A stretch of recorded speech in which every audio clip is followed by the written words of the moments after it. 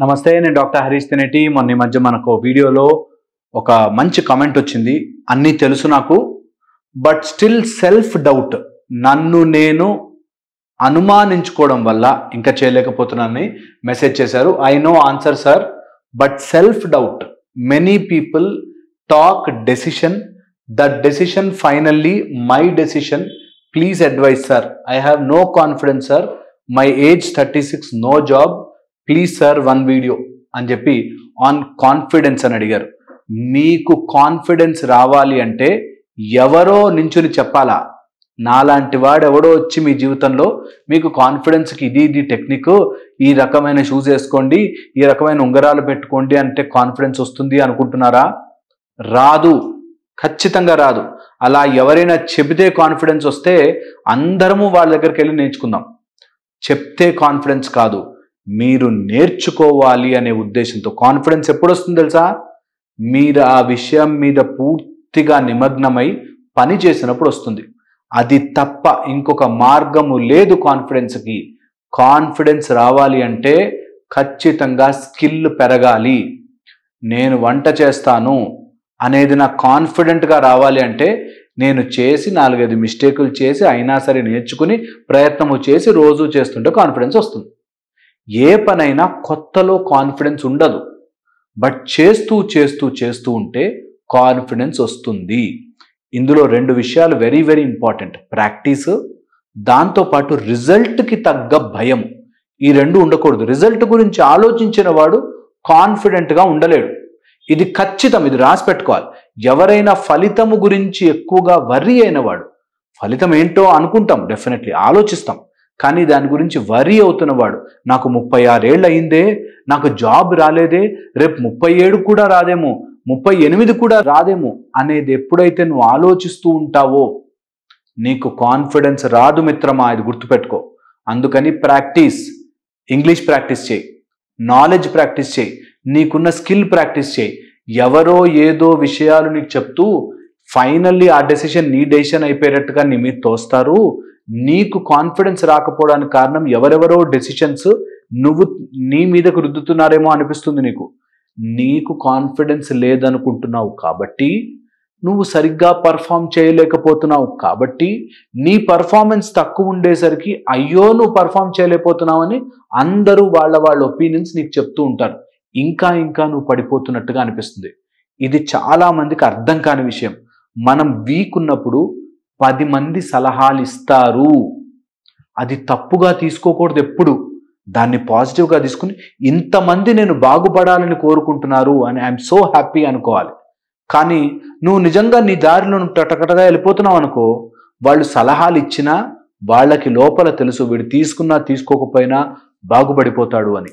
అలాగా మన జీవితంలో మనకి ఏ విషయం మీదైనా కాన్ఫిడెన్స్ రావాలి అంటే ముందు క్లారిటీ, దాని తర్వాత దానికి తగ్గ ప్రాక్టీస్, అండ్ దాంతోపాటు రిజల్ట్ ఏమైపోతుందో అనే వరీ లేకపోతే అన్నీ బాగుంటాయి.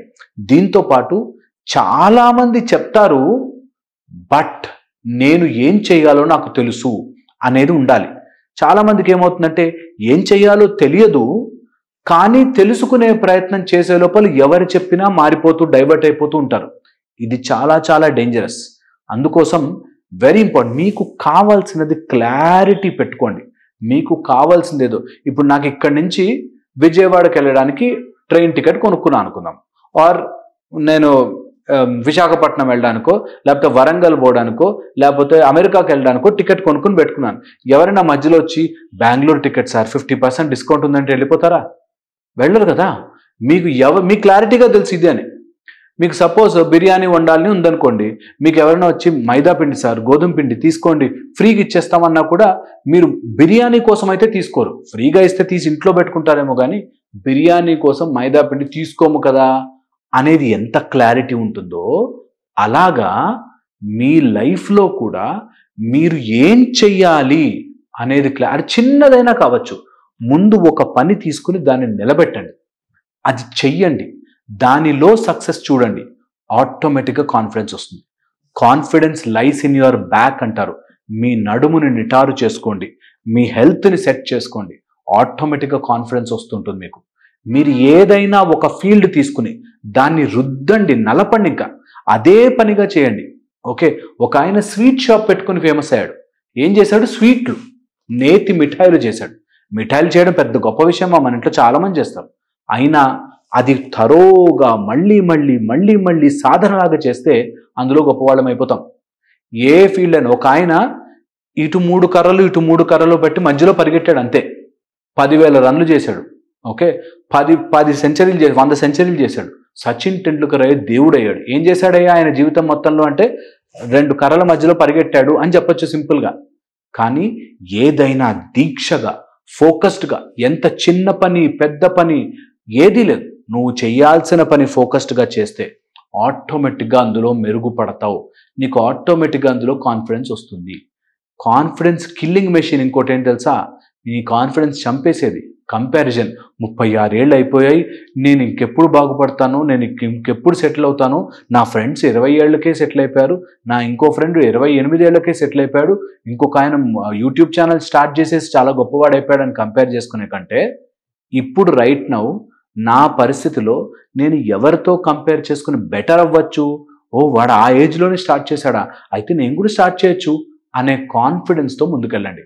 ఎప్పుడు కూడా కంపారిజన్ని తక్కువ చేసుకునేటట్టు కాదు, పెంచుకునేటట్టుగా చేసుకోండి. 36 ఏళ్ళు కాకపోతే 40 ఏళ్ళకి సెటిల్ అవుతారు, అయితే ఏం నష్టం వచ్చింది? ఏమీ కాదు. ఇంకో 4 ఏళ్ళు మీరు ఫ్రీగా మైండ్ని ఫ్రీ పెట్టుకుని 36 ఇయర్స్ 40 వరకు పెళ్లి చేసుకొని బాస్, నేను ముందు లైఫ్లో ఏదైనా ఒక పనిని సానబెడతాను, ఏదైనా ఒక పనిని మళ్ళీ మళ్ళీ చేస్తాను, అందులో పర్ఫెక్ట్ అవుతాను.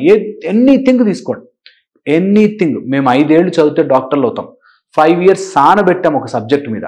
అలా మీరు ఒక దాని మీద వర్కౌట్ చేయండి, మీకు ఖచ్చితంగా రిజల్ట్ వస్తుంది, ఖచ్చితంగా రిజల్ట్ వస్తుంది. ఇది మీ దాకా చేరాలని వీడియో. అండ్ ఈ వీడియో చేరాక మీరు చూసి మీరు ఖచ్చితంగా ఫాలో అయ్యి, ముందే కమెంట్ పెట్టకండి, ఖచ్చితంగా ఫాలో అయ్యి మీరు మారి, మీరు నెక్స్ట్ ఇయర్ కల్లా చాలా గొప్ప పొజిషన్లోకి వెళ్ళి, అట్లీస్ట్ ఉన్న పొజిషన్ నుంచి మారి, మీరు ఏదైనా జాబ్ తెచ్చుకునో, లేకపోతే మీరు ఏదైనా మీ ఓన్ వర్క్ చేసో, ఓన్గా ఏదైనా కంపెనీ పెట్టుకునో, బిజినెస్ పెట్టుకునో, చిన్నదైనా సరే స్టార్ట్ చెయ్యండి, అడుగు ముందుకు వెయ్యండి. ఎన్ని రోజులు ఆలోచిస్తూ ఆలోచిస్తూ ఆలోచిస్తూ వీక్ అయ్యకంటే చెయ్యడం ద్వారా ఎంతో బలం వస్తుంది. నేను చెప్పింది ఆలోచించండి, ఖచ్చితంగా మీ లైఫ్ బెటర్గా మారుతుంది. అండ్ మీ లైఫ్ ఇంకా ఇంకా ఇంకా బెటర్గా మారాలి అంటే అభ్యాసమును వదలొద్దు, కంపల్సరీగా ఏదో ఒక ఫీల్డ్లో రుద్దుతూ ఉండండి, ఖచ్చితంగా అందులో సక్సెస్ అయిపోతారు. ఇంకా ఎవ్వడి గురించి పట్టించుకోవద్దు, మీ ఫోకస్ ఆన్ దట్. నేను చెప్పింది ఆలోచిస్తారని అండ్ ఖచ్చితంగా మీరు చేంజ్ అవుతారని నా మనస్ఫూర్తిగా కోరుకుంటున్నాను. చాలామంది నా వీడియోలు చూస్తూ కమెంట్స్ పెడుతున్నారు, thank you so much. And నా వీడియో వల్ల మీరు ఏదైనా నేర్చుకుంటే ఓ 10 మందికి చెప్పేయండి. ఓకే, హెల్ప్ చేయండి వాళ్ళకు కూడా. నా వీడియో చూడమని చెప్పొద్దు, మీరే చెప్పండి, మీరే ఒక మెంటర్ అవ్వండి, మీరే ఒక మోటివేషనల్ స్పీకర్ అవ్వండి. బట్ నేను చెప్పే మాట ఎవరికైనా ఉపయోగపడితే చెప్పేసేయండి, దానివల్ల మీకు చాలా హెల్ప్ అవుతుంది. హోప్ నేను చెప్పింది ఆలోచిస్తారని అండ్ ఇంకా ఇంకా బెటర్ అవుతారని నా ఆలోచన. Thank you so much.